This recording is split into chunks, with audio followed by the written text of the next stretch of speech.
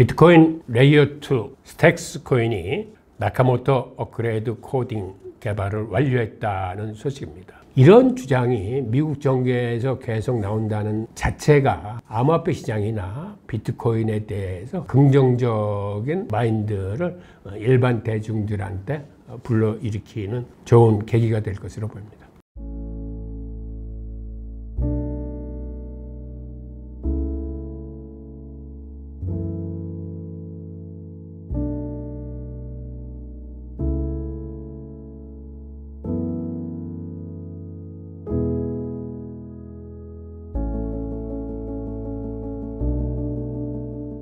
다음 소식입니다. 프랑스가 연금저축에 비트코인 ETF를 포함시키기로 했습니다. 이런 소식이 지난 13일 ETH 뉴스를 통해서 알려졌는데, 프랑스 정부는 바네크 유럽과 협력해서 비트코인 현물 ETF를 연금저축의 포트폴리오로서 포함할 수 있도록 했다고 발표를 했습니다. 이번 조치는 프랑스의 전통금융 시스템에 암호화폐를 통합하는 중요한 발전을 의미하며 다른 국가들에게도 선례를 남길 수 있다라고 ETH 뉴스는 설명을 했습니다. 통상 각국 정부는 국민들의 연금 축적을 장려하기 위해 연금 저축에 대해 다양한 세제금융 혜택을 제공하고 있습니다. 특히 우리가 주목해야 될 부분은 이것이 미국 기업의 은퇴연금 계좌에 영향을 미치지 않을까 하는 대목입니다. 프랑스가 먼저 치고 나가기 때문에 미국도 아마 적극적으로 그들의 기업 은퇴 연금 계좌인 401k에 비트코인 현물 ETF를 포함하는 거를 이제는 강구를 하고 관련 제도적, 법적 준비를 할 것으로 보입니다. 이게 결정이 되면 사실 비트코인에서는 굉장한 호재입니다. 왜 그러냐 하면 미국은 주식 투자의 54% 이상이 기본적으로 은퇴연금 계좌를 통해서 이루어지고 있습니다. 그만큼 은퇴연금 계좌는 기업이나 정부나 모든 방면에서 많은 페이버를 주기 때문에 이 주식을 통해서 미국인들은 대부분 투자를 하고 있고, 이 기업 은퇴연금 계좌는 회사를 그만두고 회사를 옮기거나 혹은 개인 프리랜서로 남아도 이거를 계속 연계해서 개인 은퇴연금 계좌로 활용할 수 있기 때문에 이러한 연금 계좌가 미국은 주식의 주류를 이루고 있습니다. 그래서 여기에 비트코인 ETF가 포함된다면 그거는 앞으로 꾸준히 매월 적립적으로 큰 돈이 들어가기 때문에 비트코인에게는 아주 큰 호재에 속하는 뉴스가 될 겁니다. 다음 소식입니다. 비트코인 레이어 2 스택스 코인이 나카모토 업그레이드 코딩 개발을 완료했다는 소식입니다.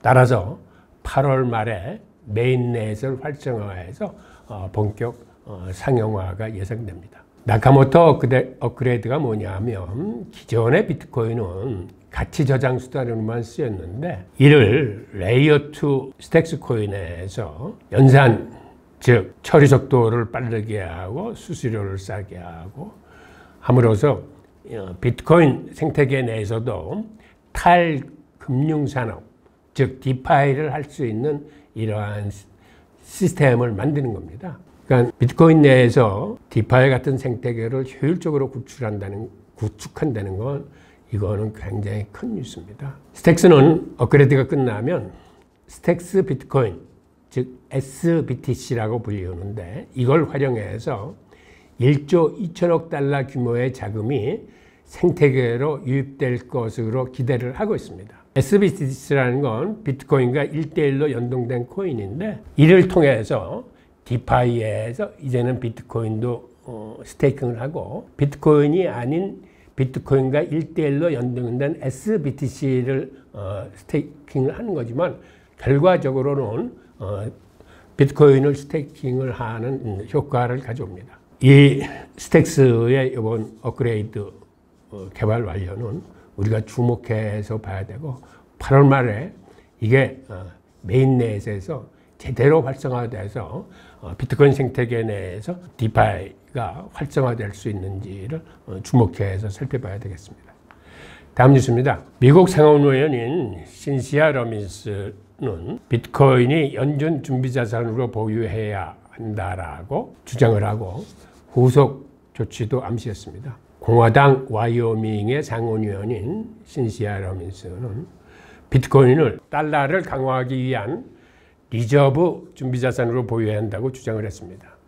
준비자산이라 하면 중앙은행이 국제수지 불균형을 바로잡거나 외환시장 안정을 위해서 언제든지 사용할 수 있는 외화표시 대외자산을 의미합니다. 이런 준비자산의 종류로는 금이 있을 수 있고, 그 다음에 IMF 특별인축권인, 그 다음에 IMF 포지션, 외환예치금, 유가증권 등으로 구성되는데, 러민스 의원의 주장은 여기에 비트코인도 추가해서 비트코인을 이러한 기축통화나 금과 같은 반열로 인정하자고 주장한 것입니다. 이외에도 러민스 의원은 중앙은행 발행 디지털 화폐의 소매 사용 금지를 주장했습니다.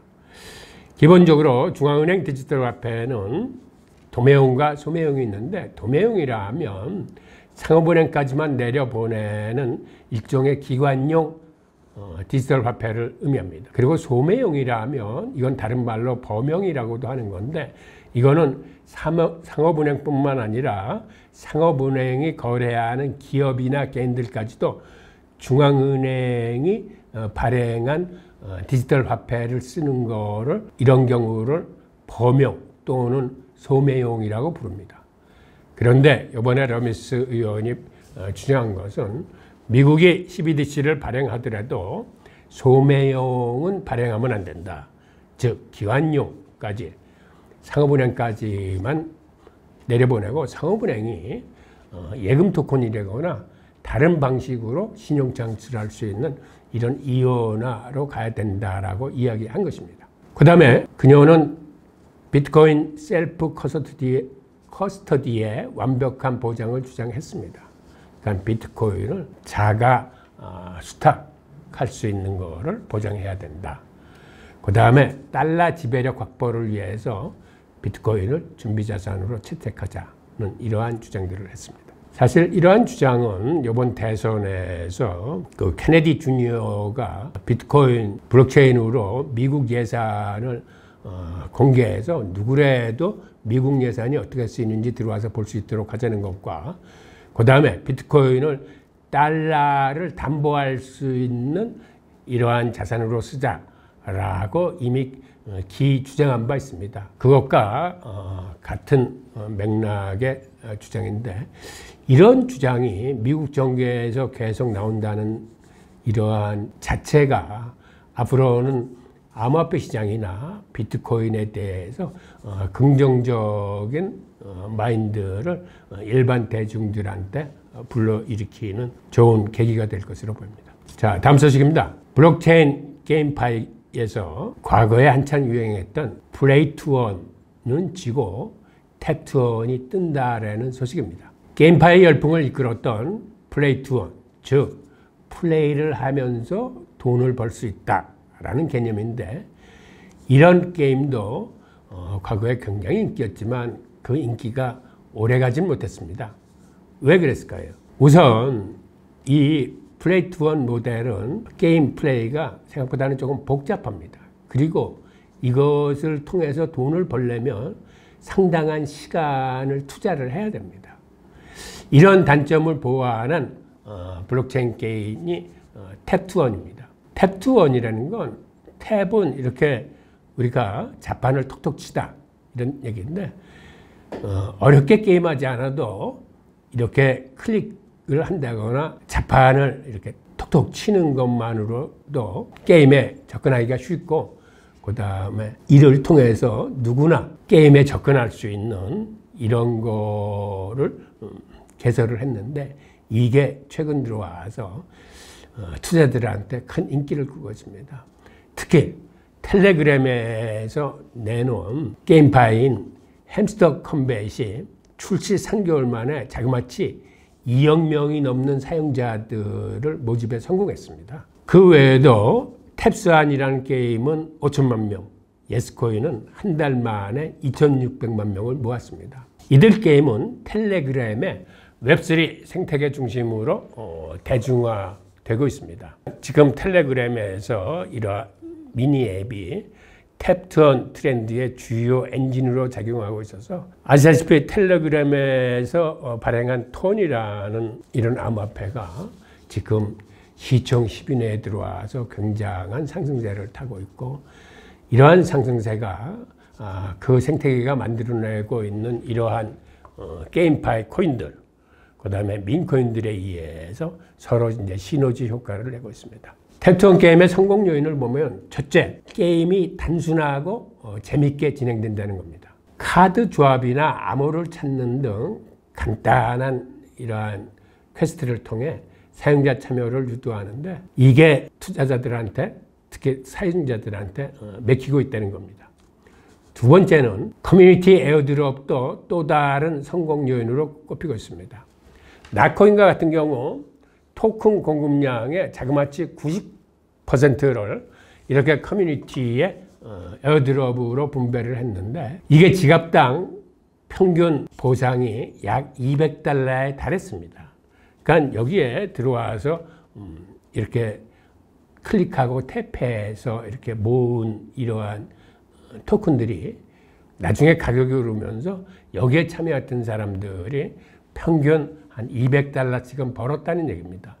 그리고 이렇게 대량의 코인을 에어드롭함으로써 순식간에 많은 보유자, 즉 커뮤니티를 이룰 수 있고, 이 커뮤니티의 힘이 이 코인의 가격을 상승시키는 이런 선순환 체계를 이루었습니다. 그리고 탭투원 접근 방식은 게임의 다른 애플리케이션으로도 지금 확장되어 나가고 있습니다. 예를 들어서 하이브리드 암호 거래소인 블룸은 간단한 클리커를 적용한 퀘스트 투원 메커니즘을 선보여서 3천만 명의 사용자를 모집했습니다.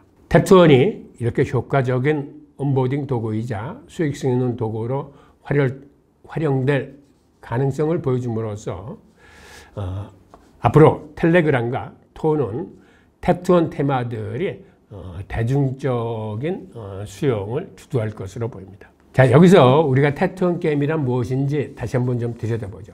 탭투원 게임은 플레이어가 자원 수집, 캐릭터 향상, 포인트와 토큰 획득 등 다양한 목표 달성을 위해 화면을 반복적으로 클릭하는 게임입니다. 일부 탭투원 게임에는 경쟁이나 협동과제와 같은 사회적 상호작용도 포함합니다. 하지만 이 게임은 단순하면서도 쉬우면서도 재밌고, 그리고 이것이 돈이 되더라. 그리고 그 과정에서 일부 경쟁이나 협동과 같은 이러한 묘미도 포함되고 있다라는 얘기입니다. 다시 요약해서 탭2 정리 클리커 게임의 특징을 보겠습니다. 우선 간단한 게임 플레이가 특징입니다.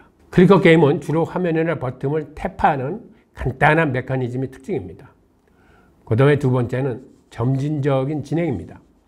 플레이어는 게임을 진행하면서 능력을 향상시키고 새로운 아이템이나 캐릭터를 획득하여 더 높은 목표를 달성하고 새로운 레벨로 진입할 수 있습니다. 세 번째는 자동화입니다.